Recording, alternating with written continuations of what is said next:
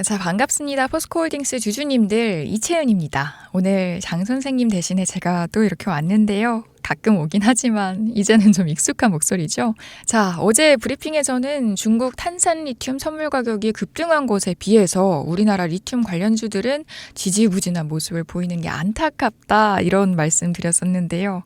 그래도 미국 리튬주인 엘버말과 리튬 아르헨티나는 기존의 주가가 잘 뻗어나가고 있었고, 또 어제 추가적인 상승을 기대했지만 미국장 끝나고 확인을 해보니까 주가가 많이 하락했더라고요. 엘버말은 마이너스 3.44%, 리튬 아르헨티나는 마이너스 1.36% 기록하면서 이틀 연속 하락세를 보이고 있습니다.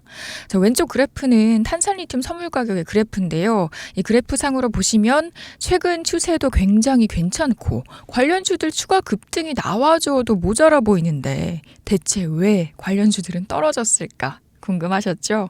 그래서 오늘 이 부분에 대해서 자세히 풀어드리면서 포스코홀딩스는 과연 어떤 영향을 받을지까지도 영상에서 다 풀어드리도록 하겠습니다. 자, 우선 리튬 가격이 올랐음에도 관련주들이 하락하는 이유는요. 아까 보셨던 탄산리튬 선물 가격 그래프를 분봉으로 두고 보시면 답이 나옵니다. 결과적으로 2.4% 상승 마감한 건 맞지만 주식은 결과만 보면 안 되죠. 항상 과정도 같이 보셔야 합니다. 이 리튬 선물 가격이 오후 2시까지 8% 상한가를 유지했어요. 근데 오후로 넘어가면서 장 끝나기 전에 급락을 해서 거의 6%가 한 번에 빠지면서 마감을 해줬죠. 이 시간대로 보면 50분 만에 나온 급락이기 때문에 상승 마감하긴 했지만 관련주들에게는 불안감을 형성해 줄 수밖에 없는 거겠죠. 자, 이런 이슈 때문에 어제 엘버말과 리튬 아르헨티나가 하락 마감을 했고요.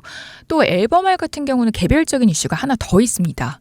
이건 국내 뉴스로는 아직 안 나왔는데 외신 찾아보면 개별 악재가 하나 있더라고요. 이 내용 보시면 어제 리튬 아르헨티나보다 엘버말이 더 떨어진 이유를 명확하게 이해하실 수 있습니다. 자, 어제 미국 시간 기준으로 오후 3시쯤 나온 소식인데요. 엘버말의 칠레 탄산리튬 생산 라인을 일부 가동 중단했다, 이런 소식이죠. 우리가 중국 CATL의 가동 라인이 중단된 것 때문에 반사수혜로 포스코나 엘버말, 리튬 아르헨티나 주가가 올랐던 거란 말이죠. 그런데 갑자기 엘버말의 생산 라인 가동이 중단되면 결국 엘버말 수익이 감소한다는 거니까 당연히 떨어질 수밖에 없겠죠. 더군다나 가동 라인의 규모를 반드시 알아야 합니다. 왜냐하면 이게 CATL에서 중단한 가동 라인보다 규모가 더 커요.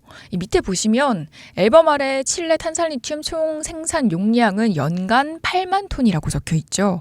여기서 일부를 가동 중단했기 때문에 그 규모는 뭐 정확하게 나온 건 없지만 대규모 시설의 일부 라인이 중단된다는 소식에 당사자인 엘버말 주가는 어쩔 수 없이 빠지겠죠.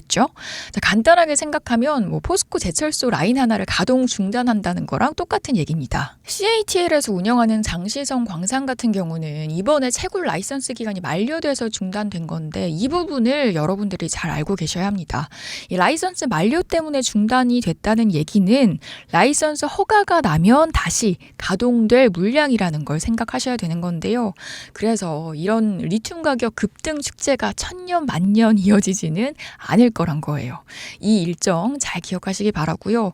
허가까지 최소 3개월 기간이 있기 때문에 우리는 11월 8일 이후 흐름을 반드시 체크해야 된다는 거 잊지 마시기 바라겠습니다.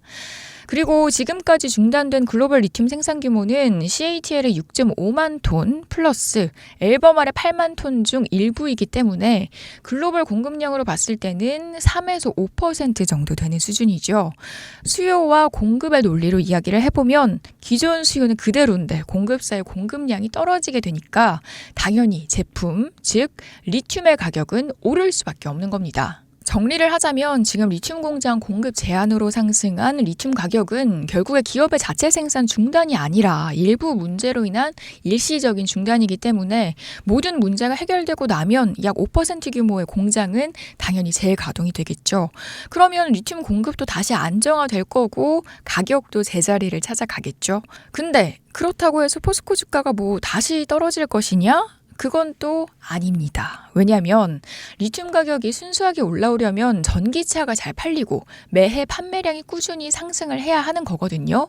근데 저번에도 말씀을 드렸지만 폭스바겐, BMW, GM 등 이 글로벌 완성차 기업들은 매년 전기차 판매량이 성장하고 있는데 작년 대비해서 이 증가율이 더 커졌죠. 저번에도 설명드렸지만 여기 보시면 얼티엄 EV 배터리 판매량도 올해를 기점으로 폭발적인 성장이 기대되고 있습니다.